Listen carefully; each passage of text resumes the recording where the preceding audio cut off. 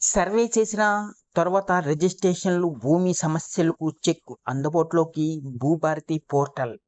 భూములు సమస్యలు రాకుండా ఉండేందుకు రేవంత్ సర్కార్ భూభారతి పోర్టల్ ద్వారా పకడ్బందీ వ్యూహాన్ని అమలు చేసేందుకు రెడీ అయింది. భూములు రిజిస్ట్రేషన్ కోసం ముందుగా సర్వే చేసి అక్కడ భూమికి రికార్డులో సమాచారం సరిపోతానే ఇక నుంచి రిజిస్ట్రేషన్లు చేయనున్నారు. ఇక ఈ ఒక్కసారి రిజిస్ట్రేషన్ అయిన భూమి సర్వే నంబర్లు కానీ విస్తీర్ణం కానీ మార్చే అవకాశం లేకుండా పక్కా చర్యలు చేపడుతున్నారు. ప్రభుత్వం భూమి ఆక్రమించిన భూభారతితో వారిని గుర్తించనున్నారు. ఈ వీడియోని ఎక్కడ స్కిప్ చేయకుండా పూర్తి వరకు చూడండి, లేకపోతే మీకు పూర్తి సమాచారం మీకు అందదు. భూములు రిజిస్ట్రేషన్లు సమయంలో ఎన్నో సమస్యలు తలెత్తుతూ ఉంటాయి. క్షేత్రస్థాయిలో ఉన్న భూమికి, రికార్డులో ఉన్న భూమికి అసలు పొంతన ఉండదు. ప్రభుత్వం భూములు ఇతరుల భూమిని ఆక్రమించి ఉన్న భూముల కంటే ఎక్కువ భూములను రిజిస్ట్రేషన్లు చేసుకునేవారు ఉంటారు. ఇక క్షేత్రస్థాయిలో ఎక్కువ భూమి ఉన్న రికార్డులు సరిగా లేకపోవడం వల్ల పట్టా పాస్ పుస్తకాల్లో తక్కువ భూమి రిజిస్ట్రేషన్ కావడం వంటి ఘటనలు చూస్తూనే ఉన్నాం. దీంతో రైతులు పంట పండించడం కంటే ఎక్కువ భూ రికార్డులకు సవరణ కోసం అధికారులు చుట్టూ తిరగడమే ఎక్కువ అవుతుంది. ఇక గత బీఆర్ఎస్ ప్రభుత్వం భూ సమస్యల పరిష్కారం కోసం తీసుకువచ్చిన ధరణి పోర్టల్తో ఈ సమస్యలు మరిన్ని పెరిగాయని ఆరోపించిన ప్రస్తుతం కాంగ్రెస్ ప్రభుత్వం వాటిని సరిచేయడానికి భూభారతి పోర్టల్ను తీసుకొచ్చినట్లు చెబుతుంది.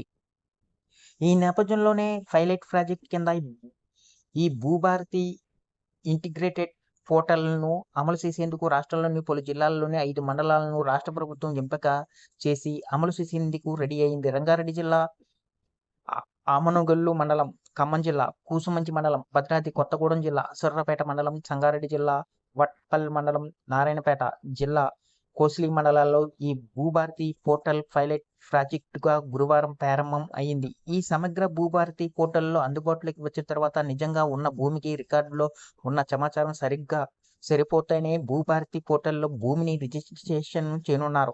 ఇలా రిజిస్ట్రేషన్ అయిన తర్వాత రైతుకు పట్టాదారు పాస్ పుస్తకంతో పాటు భూదార్ నంబర్ను కూడా కేటాయిస్తారు. ఇలా చేయడం వల్ల భవిష్యత్తులో ఆ భూమికి సంబంధించిన సర్వే నంబర్లు కానీ విస్తీర్ణాన్ని కానీ మార్చడానికి అవకాశమే ఉండదు. రాష్ట్రంలో భూముల వ్యవస్థను పకడ్బందీగా సరిచేసేందుకు రెవెన్యూ శాఖ ఈ ప్రత్యేక కార్యాచరణను చేపట్టింది.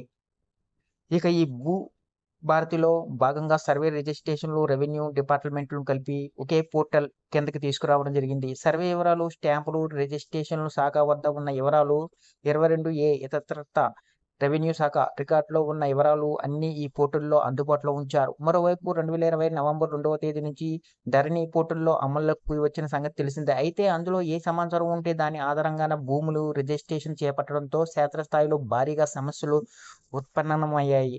వీటన్నింటినీ సరిచేసేందుకు కాంగ్రెస్ ప్రభుత్వం భూభారతి పోర్టల్ను తీసుకొచ్చింది. ఈ విధానంలో భూములను రిజిస్ట్రేషన్ చేసుకునేందుకు ఇక నుంచి భూమిని సర్వే చేయడం తప్పనిసరి చేశారు.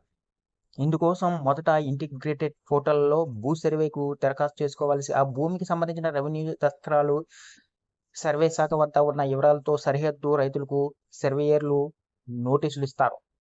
తోటి రైతులు సమక్షంలోనే భూమిని సర్వే చేసి కలెక్టర్లకు రిపోర్టులు అందిస్తారు. ఆ తర్వాత రెవెన్యూ శాఖ రైతుకు సర్వే పట్టా జారీ చేస్తుంది. ఆ సర్వే పట్టా ఆధారంగా భూభారతి పోర్టల్లో రిజిస్ట్రేషన్లు, మ్యూటిఫికేషన్ రైతు దరఖాస్తు చేసుకోవాల్సి ఉంటుంది. అనంతరం క్షేత్రస్థాయిలో సర్వేలో ఎంత భూమి అయితే ఉంటుందో అంత భూమికి రిజిస్ట్రేషన్ చేస్తారు.